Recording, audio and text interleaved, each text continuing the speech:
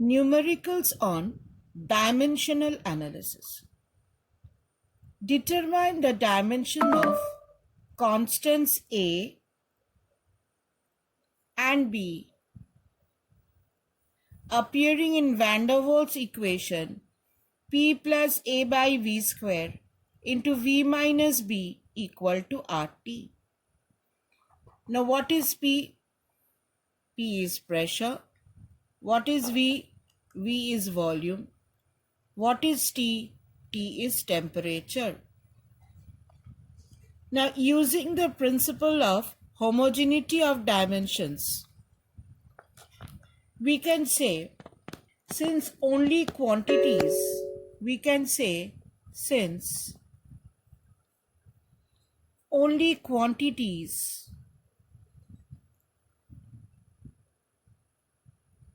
having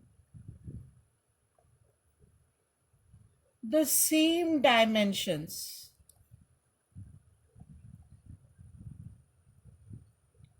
can be added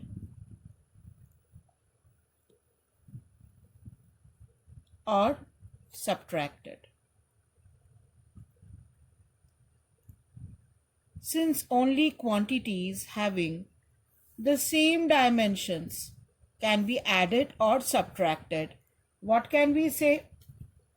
We can say from this expression A by V square should have the dimension of pressure. Therefore, dimensions of A by V square should be having the dimensions of pressure, because you can add only quantities having the same dimensions. Therefore, P plus A by V square should have the same dimension as pressure. Now, what is the dimension of pressure? Pressure is force by area. What is force? Mass into acceleration. Mass is m, acceleration is meter per second square, area is L square. So what is the dimension of pressure? M, 1 L cancels, L to the power minus 1, T to the power minus 2. Therefore, dimension of A by V square should be equal to M, L to the power minus 1, T to the power minus 2. That is the dimension of pressure. Now what is V? V is volume. Therefore, A by volume is meter cube. So unit of volume is L cube whole square. That is equal to M, L to the power minus 1, T to the power minus 2. Now what can you conclude from here? Dimension of A is equal to, this L to the power 6 comes over here. So it becomes M, L to the power minus 1, L to the power 6, T to the power minus 2. So this becomes M, L to the power 5, T to the power minus 2. That is the dimension of A. Now, what is the dimension of B? B is subtracted from volume. So, dimension of B should be equal to the dimension of volume. It should be the dimension of volume, because you can subtract only volume from volume. So, dimension of B is L cube. So, dimension of B is L cube. You write it in this way as M to the power 0, L to the power 3, T to the power 0. That is the dimension of B. And what is the dimension of A? Dimension of A is M to the power 1, L to the power 5, and T to the power minus 2.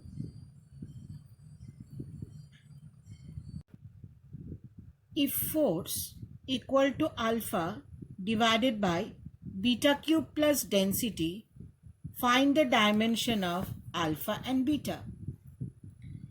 Now, using the principle of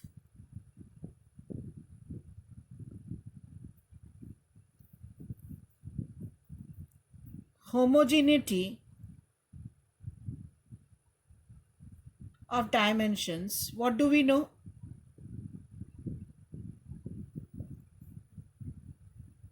We know only quantities having the same dimensions can be added or subtracted. So, beta cube is added with density. So, dimensions of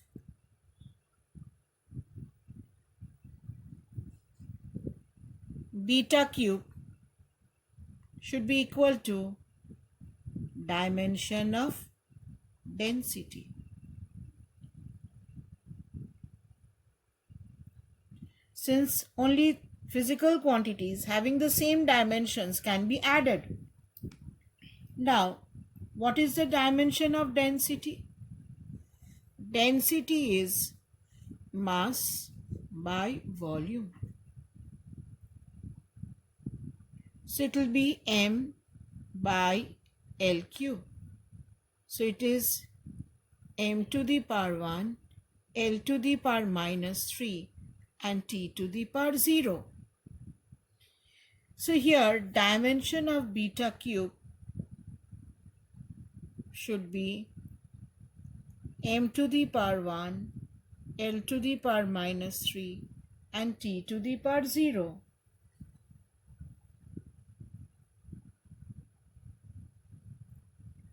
Now we want the dimension of beta. We want the dimension of beta. So dimension of beta will be m to the power 1/3, L to the power minus 1, T to the power 0. Taking cube root, it will be m to the power 1/3, L to the power minus 1, T to the power 0. Now I want the dimension of alpha. From here, if you cross multiply, force into density will give you the dimension of alpha. So alpha has the dimension of, it has the dimension of force into density. It has the dimension of force into density. Now what is force? Force is mass into acceleration. What is density? Density is kg per meter cube. So you can write it as m to the power 2, L to the power minus 2, T to the power minus 2. So dimension of alpha is m to the power 2, here it is 1 and 1, L to the power 1 and minus 3 is minus 2, and T to the power minus 2. That is the dimension of alpha. So once again, beta cube should have the dimension of density. Density is mass by volume. So beta should have the dimension of m to the power 1/3, L to the power minus 1, T to the power 0. And alpha should have the dimension of the product of force and density. Force is mass into acceleration, m Lt to the power minus 2. Density is mass by volume. So alpha should have the dimension of m square, L to the power minus 2 and T to the power minus 2. If the time dependence of a physical quantity P is the pressure, is given by P is equal to P naught e to the power minus alpha t square. where alpha is a constant and t is the time, then find the dimension of alpha. Now we can say P equal to P naught e to the power minus alpha t square. Here P has the dimension of pressure. It has the dimension of pressure.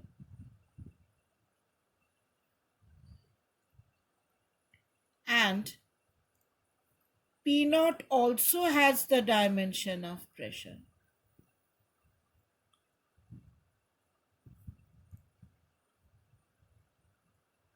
So what can we conclude? We can conclude that minus alpha t square or alpha t square or e to the power minus alpha t square should be dimensionless. It should be dimensionless. That is m to the power 0, L to the power 0, t to the power 0. So what we have here, alpha into t square should be m to the power 0, L to the power 0, t to the power 0. Now what is t? T has a dimension of time.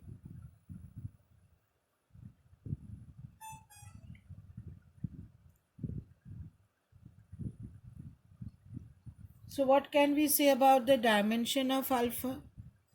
Dimension of alpha is m to the power 0, L to the power 0, t to the power 0 by t to the power 2. Now if this goes on top, what do we have? M to the power 0, L to the power 0, t to the power minus 2. So alpha has the dimension of m to the power 0, L to the power 0, t to the power minus 2. If length L, mass capital M and force F are taken as fundamental units, they're taken as fundamental quantities, find the dimension of time. So we write it in this way.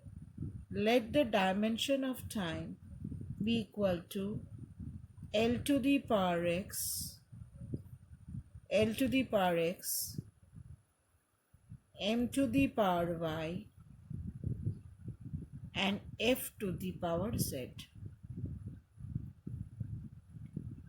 or dimension of t equal to L to the power x,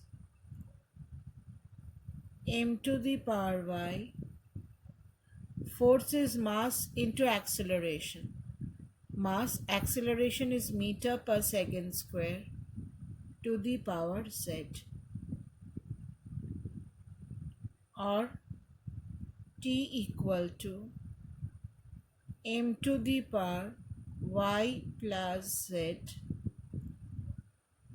L to the power x plus z, t to the power minus 2z. Now if we equate the power on both the sides, this is m to the power 0, L to the power 0, t to the power 1. And this side we have m to the power y plus z, L to the power x plus z, t to the power minus 2z. Now if we equate the powers of m on either side, this is 0, this is y plus z. So we can write y plus z equal to 0. Next, here power of L is 0. Here power of L is x plus z. So we can write x plus z equal to 0. Next, power of t is 1. Here power of t is minus 2z. So we can write minus 2z equal to 1. So from here z equal to minus half. So once you get z, from here you can calculate x. X plus z is 0. Z is minus half. X minus half equal to 0. So x is half. Now y plus z is 0. What is the value of z? Z is minus half. So y minus half equal to 0. So y is half. So if we put the value of x, y and z over here, then t can be written as L to the power x. X is half. L to the power half. M to the power y. Y is half.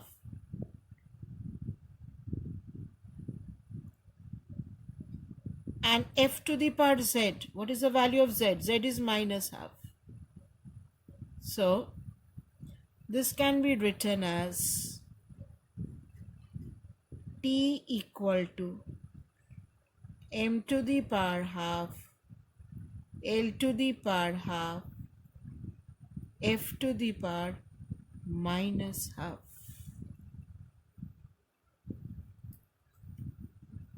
You were asked to